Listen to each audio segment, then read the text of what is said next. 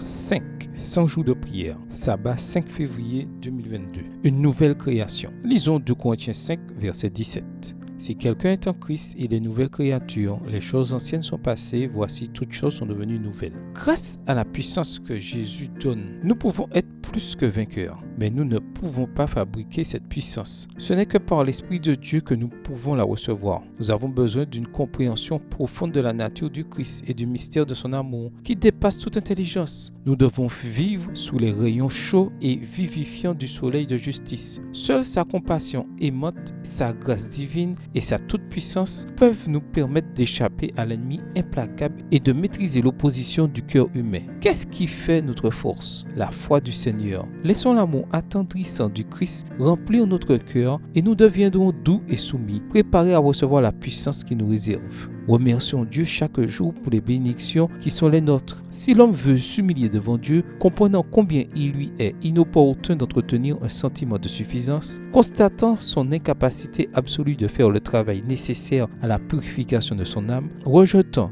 ne tenant aucun compte de sa propre justice, alors le Christ gravera son image dans cette âme. Le Christ ne négligera jamais la tâche qui lui a été remise. Aux disciples résolus, il inspirera le sentiment de la perversité, de la condition coupable et de la dépravation du cœur sur lequel il agit. Le vrai pénitent a appris l'inutilité de la suffisance, regardant à Jésus et comparant les manques de son caractère au caractère parfait du Sauveur. Il peut dire, sur la croix, Christ a porté toute mon iniquité. À Ésaïe déclare, Éternel, tu nous donnes la paix, car tout ce que nous faisons, c'est toi qui l'accomplis pour nous. Éternel, notre Dieu, d'autres maîtres que toi ont dominé sur nous, mais c'est grâce à toi seul que nous invoquons ton nom. Ésaïe 26, versets 12 et 13. Question venant du cœur. Permettez au Christ de faire de vous une nouvelle création. Contemplez-vous la nature et le caractère du Christ. Remerciez-vous Dieu pour l'amour du Christ qui remplit votre cœur. Prions. Prions pour que nous, en tant qu'Église, permettions au Seigneur de nous créer à nouveau afin que nous puissions devenir plus que vainqueurs avec lui. Prions pour que Dieu protège les enfants dans les communautés. Prions pour que nous ne négligions jamais le travail que Dieu nous a donné à faire. Prions pour les programmes d'évangélisation à Antigua. Prions pour les 500 campagnes au Panama. Prions pour les membres de l'Église qui apprennent à tisser des liens d'amitié avec les réfugiés musulmans qui se sont récemment installés dans leur quartier. Prions pour obtenir la sagesse sur la manière de les conduire à la vérité. Prions pour que les églises aient la foi nécessaire pour créer des centres d'influence urbains dans les villes ou villages avoisinants. Amen. Que le Seigneur vous bénisse.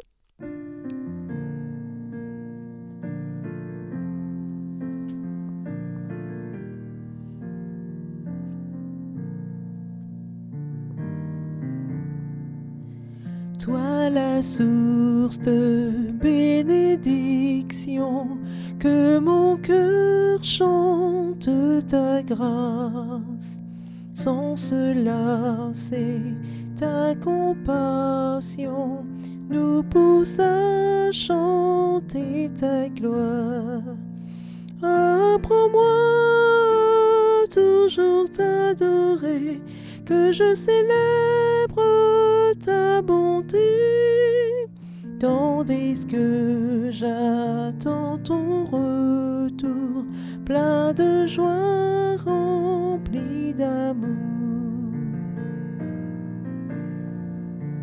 Toi mon refuge et mon secours, sur ton aide je peux compter.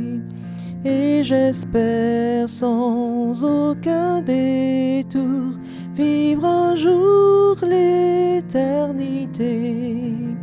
Jésus m'a cherché, errant loin de Dieu, il m'a trouvé, ramené pour me protéger du danger. C'est son sang qui m'a sauvé. Oh, quelle grâce inestimable, je ne saurais la payer. Comme des liens inébranlables, qu'à toi je reste attaché. Plutôt que d'être tenté loin de de toi, risquant de perdre ton amour. Je t'en prie, Seigneur, prends mon cœur, qu'il soit à toi pour toujours. Je t'en prie, Seigneur, prends mon cœur, qu'il soit à toi pour toujours.